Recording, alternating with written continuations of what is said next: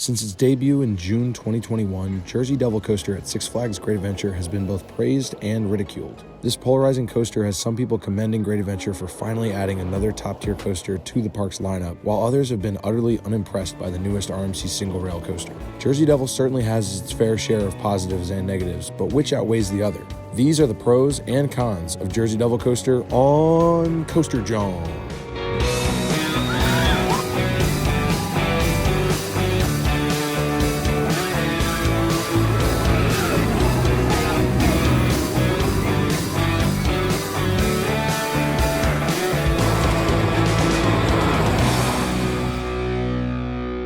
For this list, we'll be breaking down the pros and cons of not only the ride experience of Jersey Devil Coaster, but also its significance for Great Adventure and the Six Flags chain overall. Let's get started.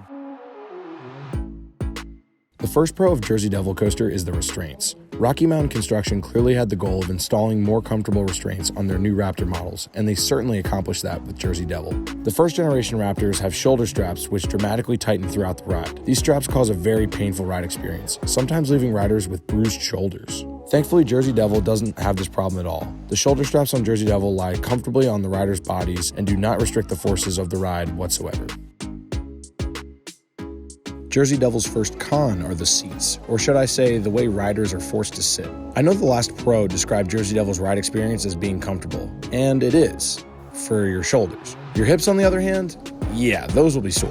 The problem is that the base of each seat is shaped like a trapezoid, forcing riders to space their feet out widely and then tuck their knees in towards their body. To make matters worse, some of Jersey Devil's ride operators tend to staple riders. Some of the ride ops go so far as to ask riders to tuck their legs in even more just to get that bar slightly lower, making an awkward seating position even more cumbersome. Jersey Devil Coaster has a pretty high clearance level for its lap bars, making stapling completely unnecessary, so Great Adventure, knock it off already.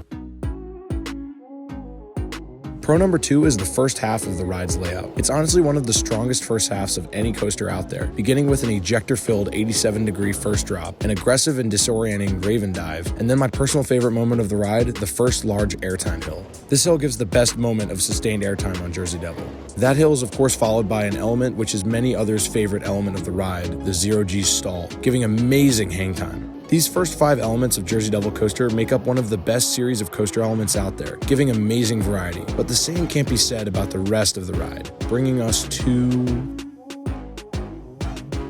con number 2, the second half of the ride's layout. Once that zero-G stall is finished and Jersey Devil begins its turnaround back towards Congo Rapids, that's where it loses a lot of points. The crow's nest or spider turn or whatever you prefer to call it is okay. It's better than most turnarounds, but nothing to write home about. The same can be said about the zero-G roll, which is just okay. Then Jersey Devil goes into its mid-course brakes. Most days, thankfully, the train rolls right through, even with 4-train operations. But if you're stopped here, the next few elements become even more sluggish. The next element is a cutback, and then what I find to be the most disappointing part of the ride, the sideways airtime hills, which provide little to no airtime at all. The only exception to this is if you're sitting in the back row and under the right conditions. You get some airtime. Jersey Devil's second half is much better than most rides, but it's quite disappointing compared to how strongly the ride begins. Pro number 3 is the originality of Jersey Devil Coaster. From the unique theme of the ride to its uniqueness in the park and the Northeast United States, Jersey Devil is super original.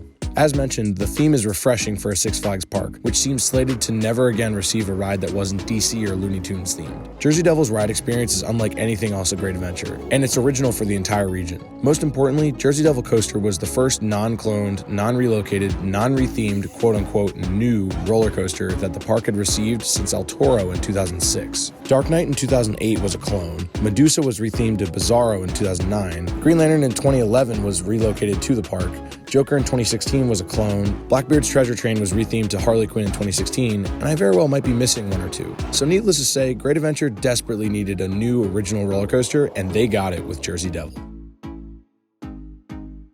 Con number 3, the ultimate unoriginality of Jersey Devil Coaster. Wait, hold on. Huh? But Jack, you just said that Jersey Devil was original. Yes, Jersey Devil is original. For now.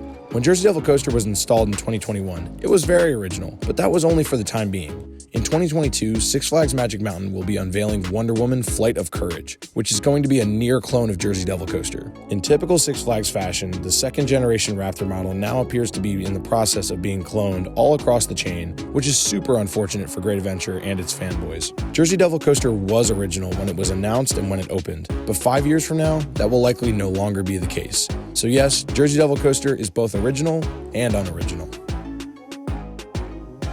Though Magic Mountain might be stealing the originality of JDC's layout, no one can take away the authenticity of Jersey Devil's theme. Even though the theme was touched on in the last Pro, it's so good that it deserved to stand on its own.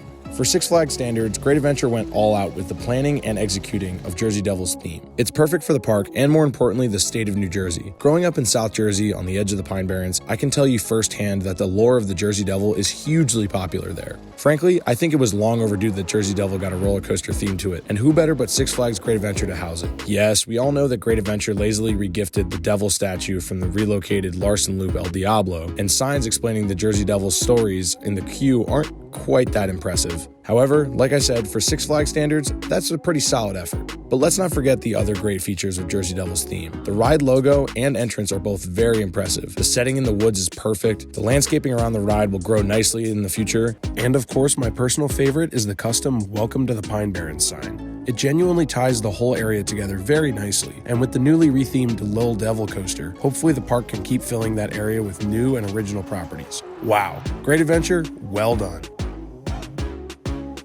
Back to the ride itself, con number 4 is Jersey Devil Coaster's reliability. Through its first 6 months of operation, JDC has experienced a significant amount of downtime, and it breaks down very frequently. Now, these reliability issues could just be the fact that it's a brand new ride. However, RMC is starting to appear to be a not-so-reliable manufacturer. Such low-cost, high-thrill coasters has clearly affected their reliability. RMC sensors are set off very easily, and mechanical errors occur often on most of their models. In my opinion, it's a small price to pay for how amazing Rocky Mountain construction coasters are, but in Jersey Devil's case, at my home park, its constant breakdowns are immensely annoying. Hopefully Great Adventure and RMC can work out these kinks, but for now it remains as one of Jersey Devil's biggest flaws.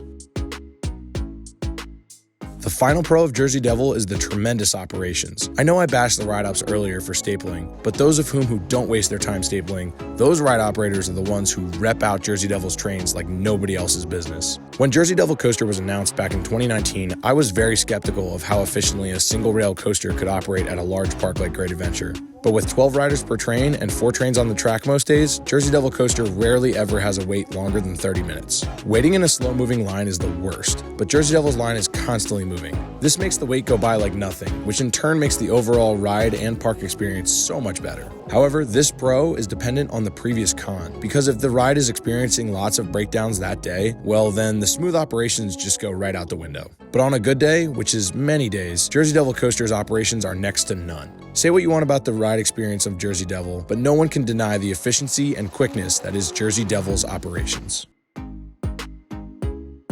Last, and certainly least, is the final con of Jersey Devil Coaster, and that is its inconsistency. Jersey Devil might be the most inconsistent roller coaster out there, depending on the day, time of year, where you sit, which way the wind blows, what you ate that morning, what your zodiac sign is, what your credit score is, and on and on and on. There are so many different variables which make Jersey Devil's ride experience better or worse, and for this exact reason is why I think Jersey Devil Coaster is so polarizing. Those who have had numerous rides on Jersey Devil in the back row, later in the day, once it's warmed up, know how great it is. For those who are only able to ride it in the morning or only get a ride or two in the front and middle rows, they will have a completely skewed perspective on Jersey Devil Coaster. Given the correct conditions, Jersey Devil is an incredibly thrilling and well-rounded ride. But a thrill ride that requires that kind of planning and finesse just to sit in the back row to get a good ride is ultimately very flawed in my opinion. Where you sit on the ride makes all the difference, which is extremely frustrating because you can't pick your row on Jersey Devil with its moving station. A front row ride versus a back row ride on JDC is not just night and day. No, it's like riding in an entirely separate universe. Personally, I can't stand not sitting anywhere else besides the last 3 or 4 rows at least. Everywhere else on the ride is just okay, if not boring at times. Conversely, a row 12 ride on Jersey Devil has El Toro level ejector airtime in the first half, a tremendous amount of whip through the inversions, and nitro level floater airtime in the second half. It's obvious why frequent parkgoers at Great Adventure love this ride, and that's because they have the reps under their belts. For those traveling from outside the area with limited time, it's quite apparent why they wouldn't like it.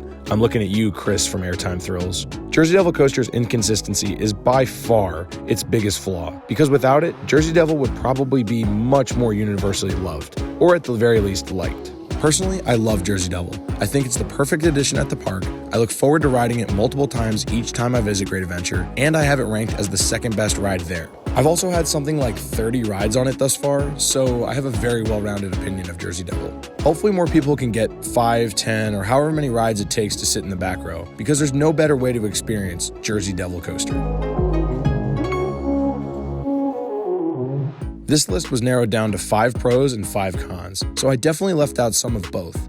Let me know in the comments down below which pros and which cons I should have included on this list. If you enjoyed this pros and cons list and you would like to see more videos like it, like the video, subscribe to Coaster Jawn, and hit that notification bell to stay in the loop. You can also follow along with Coaster Jawn on Instagram at Coaster Jawn, spelled Jawn, so feel free to follow the channel on that platform as well. As always, thank you so much for clicking on the video and watching it all. Until next time, this has been Coaster Jawn. Ride on.